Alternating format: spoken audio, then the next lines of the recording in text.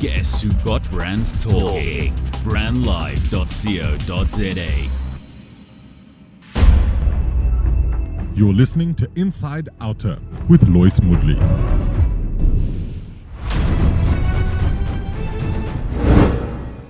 A big warm welcome to this episode of Inside OUTA here on brandlive.co.za.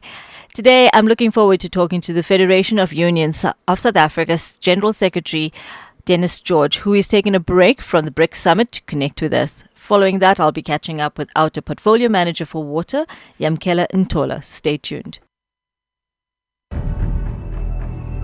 Less corruption, more accountability. Stay tuned to Inside OUTA.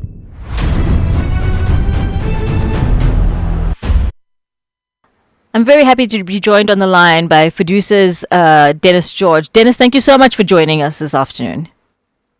Dennis, are you with us? Yes, I said good afternoon. Yeah, now we can hear you now. Dennis, you're currently at the BRICS Summit. Is there anything on the agenda about fighting corruption and looking at good governance? Yeah, look, those items are not currently on the agenda because, they leave it up to the countries to use their internal mechanisms and their institutions like your courts and your prosecuting authorities. So the focus is more looking at achieving higher inclusive economic growth and to see how the countries can stimulate also the issue of investing in one another's country. So that is something that is quite important and critical. And we believe from our side, as Fiducia, that it is also important because South Africa have been suffering from high levels of low growth in the last few years since the economic crisis. And I think, we can see how that has affected people, affected the economy, and also dealt a blow to our efforts to create more employment, especially for the young people. So I think this conference comes at a good time. That's great. Yeah, I think there is a strong link between the economy, growing investment in South Africa, and corruption, and what the last few years have done to our economy. Do you think, what do you think is the primary role of trade unions in stabilizing our economy and ensuring that corruption is, a thing of the past? Look, Fiducia is working with organizations like Corruption Watch, where we make a specific effort with our members, to report, corruption wherever it happens. Whether it's a traffic officer soliciting a bribe, from a commuter on the street that they've stopped, or whether it is a big corruption that takes place during our procurement processes. But corruption is so wide and so rampant in South Africa that the trade unions must play a much more bigger role. And during the campaign, that Fiducia and other civil organizations have launched, it was quite important to see that, more and more people are coming forward and blowing the whistle in terms of corruption taking place. But also people in the companies like your state-owned companies, we've seen what the results was there. That we had to replace boards of companies and to replace CEOs and senior management.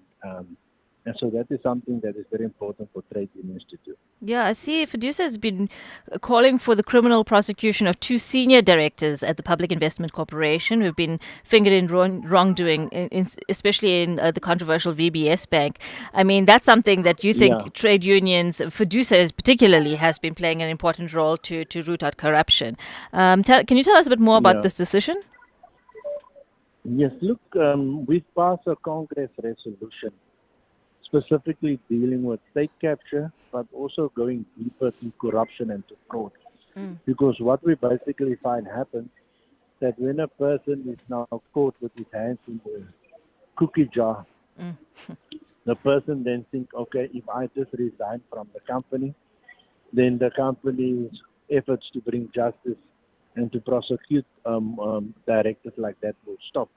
And that's the reason why our Congress resolution empowers us to go, like in the case where the Public Investment Corporation had two of the employees serving on the board of the company, that those people, the PIC should lay criminal steps with the, with the, and then the Hawks, should then take the matter forward to deal with the person criminally. But also important for us is the issue of the company law that makes provision in Section 160 that deals with the issue that having such a person declared that Yeah, yeah. those people don't get appointed by the next company again. That's obviously something that Yes, we at OUTA, sorry. I'm saying that's something that we at OUTA feel very strongly about, going after Dudu Mayeni ourselves for and hoping that we find her a delinquent director. But what we're finding, and I don't know if this is the same with Fiducia, that the processes, the legal process, the justice process is just taking too long, don't you think? Yeah, look, the criminal justice process, is taking very, very long because, number one, what must happen is we must try to find ways to have specialized courts for these particular crimes so that the process can be quicker because, in your normal criminal, in your normal court, there's many, many matters that must be heard. And there's only so many judges and prosecutors that can do the things. So I think it might be better, that the special criminal courts must be held so that these things can be speeded up. Because what is critical for us is that justice must not only just be seen to be done, it must be really done so that people can get confidence in the system to bring corrupt people to book. That's an interesting angle that you're bringing on, a separate, a system for crimes that are corporate crimes or crimes in state capture. Are you guys, as Fiducia, participating in the state capture inquiry? Or what is your involvement going to be? Yeah, look, what we are doing is this because as an organization, we are quite large, and we are encouraging our members, for instance, that's employed in the state-owned enterprises like SAA, ESCOM, and elsewhere to really come forward. But we're also looking at the private sector so that we can make sure that those people, like companies like Steinhoff, where there is specific wrongdoing, and you can imagine just for that company to look at the forensic investigation, how long that is taking, and we don't even have the report yet, and it will only come at the end of the year.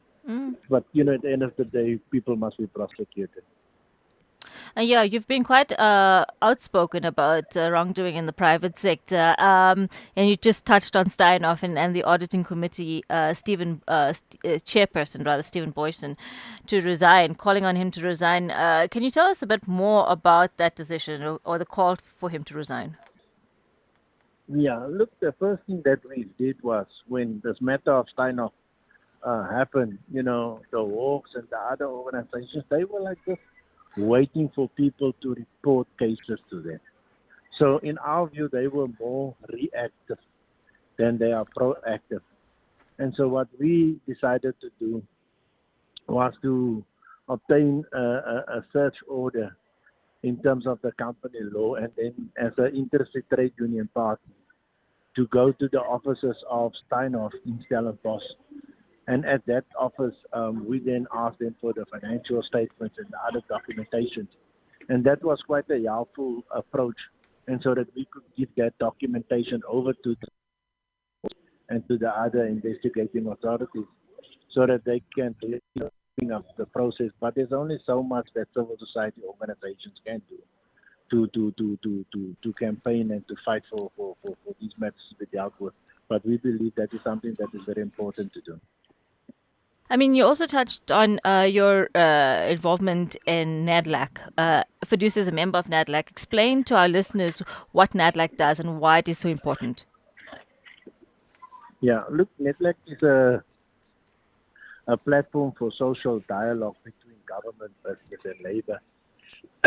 Sorry. And during our discussions in NADLAC, specifically dealing with business, and with government, I think it is important that what the social partners are doing in NADLAC is to try to create sustainable solutions that could be implemented.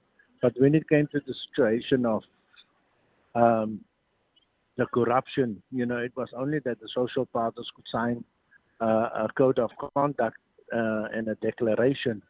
But at the end of the day, the big responsibility still lies with the hawks and with the institutions that deal with the justice system to deal with the process. So NEDLAC is good for social dialogue, but in terms of prosecution, NEDLAC doesn't have a mandate to perform those kinds of functions.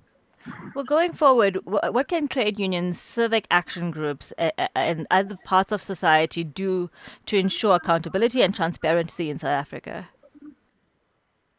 Yeah, look, one of the first things that we felt that trade unions should do is that trade unions should campaign to get a seat on boards of companies, because that is where, when you're on the inside of a company, that you can really take the necessary steps, to make sure that we get the seat on the audit committee, that we can do the investigations in the companies. Number two, that we can also look at more the procurement process, dealing with those things more from the inside. And that will be quite a big issue and a big help, if we can get that legislation approved. But those are more for your listed companies and for your state-owned companies. But we think that we must also do more about awareness creation in the smaller companies, because corruption and fraud doesn't just steal from the company, but it also endangers the jobs of working people in those particular companies. Because if you loot a company like you saw with EBS Mutual Bank, it also endangers the future existence of the company. Well, Dennis George, thank you so much for taking the time to speak with us today. We really appreciate your insight into Fiducia and the work that you are doing to fight corruption. Thank you once again for taking your time from your very busy schedule and from being at the BRICS Summit to talk to us. Thank you very much. Keep well. You too. Less tax abuse, more transparency. Stay tuned to Inside OUTA.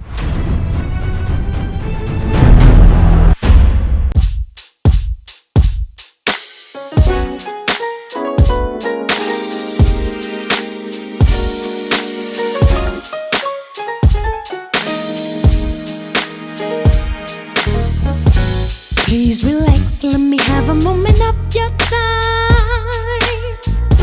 Oh, I got something to tell. You see me, one day I almost lost my mind. I live to tell you everything. Oh, no, I lost my mind. Never took the time to see what I was feeling inside. 4 years you held my life. You had me locked up in your night. And then the morning break. That's when I knew that we were over. It never ever felt the same since that day. I know you're doing quite alright. And lately I'm doing just fine. I'm doing fine. The sun still shines on you.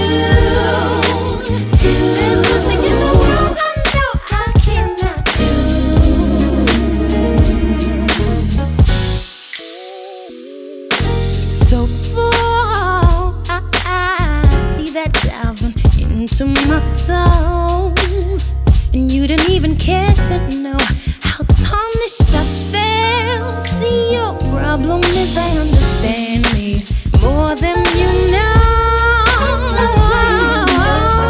All you wanted was a backseat. Can't push, pull me by the right beat, play cheap. Oh, out of my soul.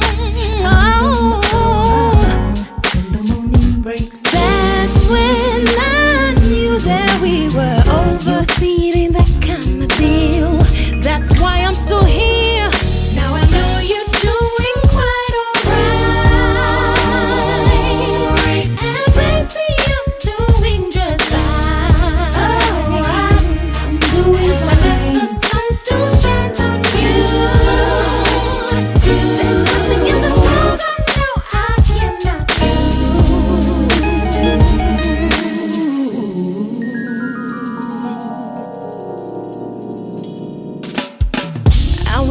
but a little girl. First encounter with the spot where man, it ruled my world. Later on, it came to be. You inspire me every day, even all of my pain and what you take away. You're so supreme. Without you in my world, I don't know where I would be. Look at me, strong grown woman living gracefully. So happy, you could tell that God has been good to me. I've come to be more than what they said that I would never be. They doubted me, didn't well later I'm living my dream. I'm living my dream. Hey, they can take that away and they can mess with me. Ain't nothing in the world I cannot do.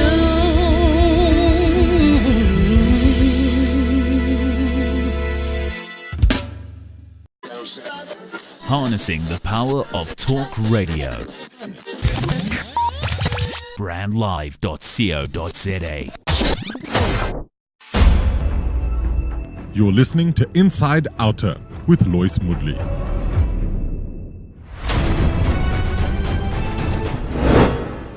Welcome to the Inside OUTA Progress Report. In this feature, we are joined by one of our portfolio managers each week to get an update of the work that they are doing, whether it be related to transport, water and environment, energy, local government or special projects.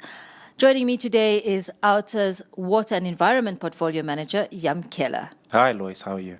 I'm good, thanks, Yamkela. It is early days, but can you tell us a little bit about the research you're doing into water tariffs? Yeah, so in the course of the past 2 weeks, we've been receiving a lot of requests to comment on the increase of water tariffs. And for those of you who've been watching, I've probably been on TV a few times discussing this issue. And what's generally happening is that consumers are experiencing an inflation into the cost of water, particularly in the region of Cape Town, but those issues are related to the drought that they're experiencing there. So what OUTA is currently doing now is undertaking research to identify opportunities for consumers whereby they can interject or share their own concerns, as well as methods in which we can be able to contribute to the respective institutions in order to lessen water tariffs. Anything else big on your desk at the moment? Two things. The first is I'll be commenting on the climate change bill, which is due early next month, as well as making submissions in the course of next month to Parliament for the Department of Water and Sanitation parliamentary inquiry. Thanks, Yamkela. If you would like to know more about the work that Yamkela is doing, please visit our website, www.outa.co.za. And while you're there, consider signing up as a supporter. Engage in active citizenry. Join us weekly on Inside OUTA.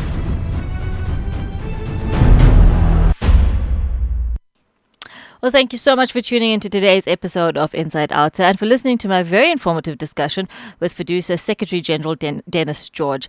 A big thank you to everyone who came out to yesterday's march and supported our call for a R1 reduction in the fuel price. We're really hoping that government takes us seriously and relieves us a little bit. So R1 less stress is what we are hoping for next month. Next week I'll be joining OUTA CEO Wayne Duvenage. So be sure to tune in to his Thought Leader Corner slot. Bye for now. Thanks for listening to Inside OUTA. Tune in next week when we delve deeper into undoing tax abuse. Live from 27 boxes in the heart of Melville, this is brandlive.co.za.